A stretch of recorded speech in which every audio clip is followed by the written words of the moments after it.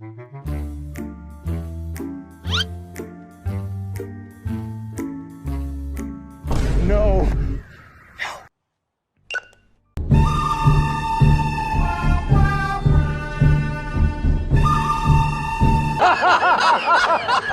Holy shit. He said what? Doria Ragland has said enough is enough. I'm moving out of Montecito for good. I've never really seen them.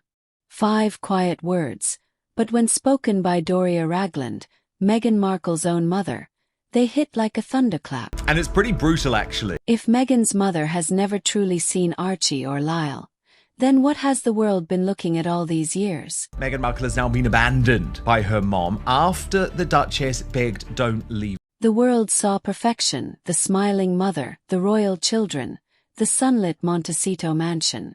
But perfection has a price.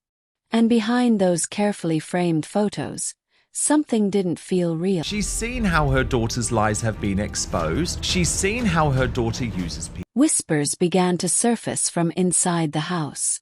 A woman who once worked there described rooms that looked lived in but never were.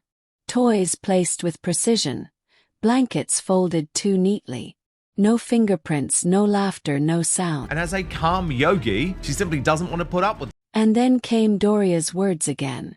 She said it felt like a movie set, beautiful but empty. That single sentence tore through the silence like a siren. Because if even their grandmother never saw Archie and Lilibet, then who did? She got sick of the constant moaning and the drama. This isn't rumor. These are testimonies from those who lived behind those gates, who saw everything and yet somehow saw nothing at all. They say truth hides in plain sight. But in this story it might be hiding behind the camera.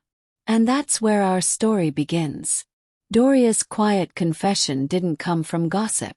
It came from exhaustion. The reality is not that. The reality is she's a joke. It's embarrassing at this point. 4 years, she stood at the edge of Meghan's world, watching the cameras flash, the interviews roll, and the stories multiply. Yet, in all the photo ops and PR perfect smiles, something was missing. The children who were supposed to be at the heart of it all. People close to Meghan describe her Montecito life not as peaceful motherhood, but as performance art. Every outing felt rehearsed. Every image curated. Staff say she would arrive with stylists, publicists, and security, but never with Archie or Lilibet. When asked about them, her answers were vague, rehearsed, and strangely detached. The woman who claimed to crave privacy somehow managed to live entirely on camera, yet kept the most basic truths out of sight.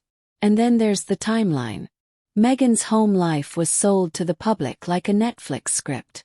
Polished, tearful, marketable. But those who actually stepped inside that house described a different store. Chill in the air. A silence that didn't match the fairy tale.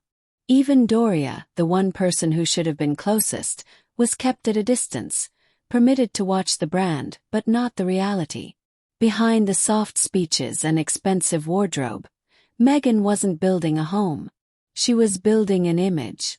One that required everyone, even her mother, to play along. But when Doria slipped and told the truth, the illusion cracked and Meghan's performance started to unravel. The official story of Meghan Markle's motherhood was flawless. Almost too flawless. Every magazine spread painted her as the perfect modern royal, balancing compassion, motherhood, and celebrity like a saint wrapped in designer fabric. The cameras captured her cradling Archie, smiling at charity events, and strolling through sunny California gardens.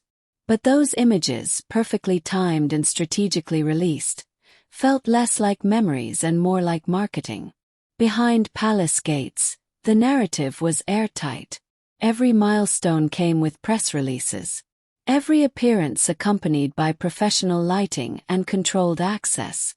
The story was written, edited, and rehearsed long before the world ever saw it.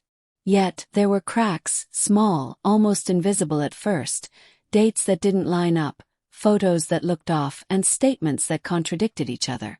Nothing explosive, just subtle inconsistencies that together whispered that something wasn't quite right. It was supposed to be the fairy tale sequel, the American Duchess escaping royal cruelty, creating her dream family in California. But neighbors rarely saw children. Paparazzi, usually relentless, never caught a single candid moment of Archie or Lyle. The playgrounds near their estate always empty, the streets silent. But this woman is a fake. Meghan Markle is a complete fake. Everything about her is fake and contrived. And then came the most curious part. Even when Meghan's team released family footage, viewers noticed odd details, changing interiors, shifting backdrops, children whose faces were blurred, angles that avoided clarity. Every clip carefully constructed to protect privacy. Yes, but perhaps also to protect the illusion. Because for Meghan, reality was never the priority. Perception was, according to the former maid. The Montecito mansion wasn't just quiet, it was unsettling. She described a house too perfect, too symmetrical, as if someone had built a showroom rather than a family home. Every cushion aligned, every photo frame spotless, every cent calculated. It felt less like children lived there, and more like a lifestyle magazine come to life. It was like walking through a stage dream, she recalled. A dream that no one actually lived in. The strangest part wasn't the silence. No toys scattered across the floor, no clothes drying by the window, no baby cries echoing down the hall. Instead, there was the faint hum of air purifiers, the distant chatter of staff who never mentioned the kids, and Meghan's voice, sharp, demanding, always echoing through the polished halls. When Meghan appeared, she wasn't the serene mother seen on camera. Staff described her as tense, restless, obsessed with how things looked rather than how they felt. She'd sweep through rooms, adjusting decor, giving orders, ensuring the image of perfection never slipped, as if someone were always watching. And when Harry tried to calm her, the tension only deepened. Then came the night no one forgot. Raised voices behind a locked door. The unmistakable sound of an argument. Meghan's words, cold and cutting, sliced through the silence until Marcus Anderson stepped in. The house grew still again. But from that night on, even the staff whispered that something inside the walls had broken. The maid's unease deepened when she realized something even stranger. During all her time there, she had never once seen Meghan visibly pregnant. Not in passing, not in photos around the home, not even in the personal spaces where clothes were kept. There were no maternity gowns, no baby products stored away, no signs of prenatal life anywhere. For a household supposedly welcoming two royal babies, it felt oddly sterile. Staff began whispering among themselves, careful not to speak too loudly. Some believed Meghan's pregnancies had been private for security reasons, while others weren't so sure. The timeline didn't add up. The bump in public appearances seemed to change in size from one event to another. And the two main feeders of the rumours, according to Lady C's book, Meghan was too big for, well, I suppose her first baby, and also too big for the fact of only having one child, and she seemed to be too big at the wrong time. And when the press questioned inconsistencies, the response was always the same: silence or a statement about privacy. One staff member recalled hearing the phrase, "Everything must look authentic," before a magazine shoot. Another noticed that the nursery, once rumored to be lavishly designed, stayed closed for months, untouched. Its lights rarely switched on. Even deliveries of baby items were peculiar. Boxes labeled props rather than toys or clothes. When Meghan finally re-emerged in the public eye after each birth, she appeared flawless, perfectly styled, glowing and camera-ready. No exhaustion, no hesitation, no trace of new mother. It was as if the entire experience had been rehearsed, filmed, and edited before it ever happened. Inside the mansion, whispers turned to fear. Was this about privacy or about maintaining a storyline that could never be questioned? Weeks turned into months, and the silence inside the Montecito estate became impossible to ignore. The maid who had worked in several family homes before said she couldn't shake one haunting detail. She never once heard the sound of children. No laughter, no crying, no tiny footsteps running down the hall.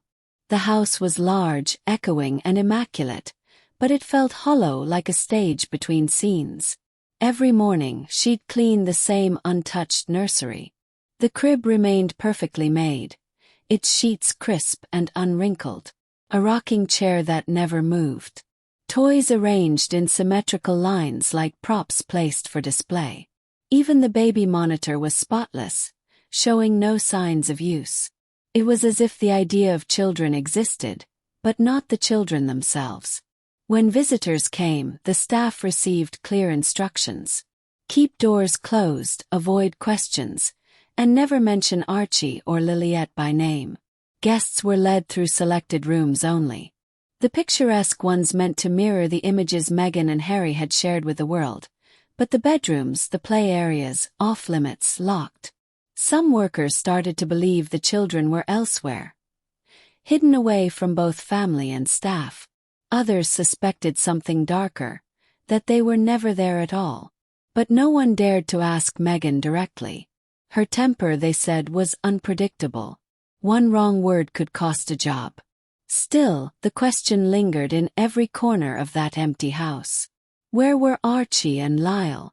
Because for a home built around the image of family, it carried none of its warmth. When Meghan and Harry's Netflix documentary aired, the maid, by then long dismissed from the Montecito staff, sat down to watch it out of curiosity. But within minutes, she felt an icy chill of recognition mixed with disbelief. It throws into doubt everything she posts on her social media, like, are the children real? Has she changed the hair color, which keeps on going up and down? The house shown on screen wasn't the same home she had worked in. The layout, the windows, even the staircase, all subtly different. The kitchen in the series faced sunlight from the wrong direction, and the hallway decor looked like a designer's replica, not the real thing. First, she thought she was mistaken. Maybe they had renovated. But as the scenes continued, her confusion deepened. The children's play area shown in the documentary didn't exist in the house she knew. The garden path was different too. In reality, that stretch of greenery led nowhere.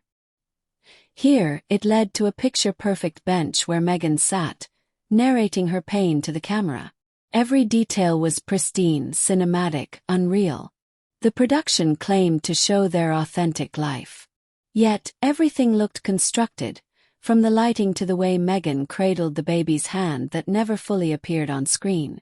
Even Harry seemed rehearsed, repeating lines that echoed their interviews word for word. For the maid, it felt like watching a movie filmed on a set pretending to be their home. She recognized furniture pieces that had been rented from a staging company months earlier. It was all too precise, too perfect. The illusion of authenticity carefully framed for millions. And that's when she realized the truth no one dared to say out loud. Maybe what the world saw on Netflix wasn't their life at all. Maybe it was their version of it. Behind the gates of Montecito, control was everything. Every movement, every word, every image that left the property passed through Meghan's approval. Staff were required to hand in their phones before shifts. Cameras were banned, and even conversations about the family were off limits. The atmosphere was suffocating, a constant reminder that privacy wasn't just preferred, it was enforced. Former staff said it felt like working inside a fortress, not a home. Every window had tinted glass. Every entry monitored. Deliveries came through secondary gates, logged and inspected. Meghan's team ran the estate like a production studio.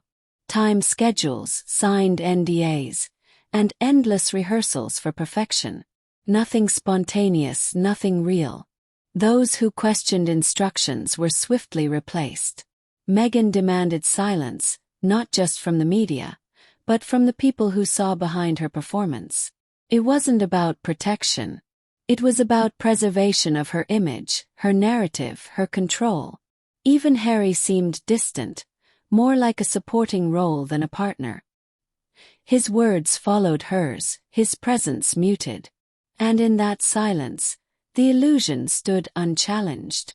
A carefully guarded kingdom built on secrecy, managed like a brand, and hidden from the very truth it claimed to protect. If even Meghan's own mother hasn't seen Archie and Lilibet, then what truth has the world been fed?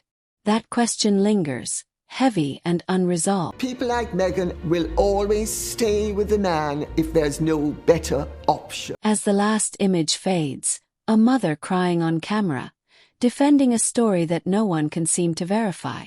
For years, Meghan built her reputation on visibility, on being heard, seen, adored. Yet, when it comes to her children, visibility vanishes.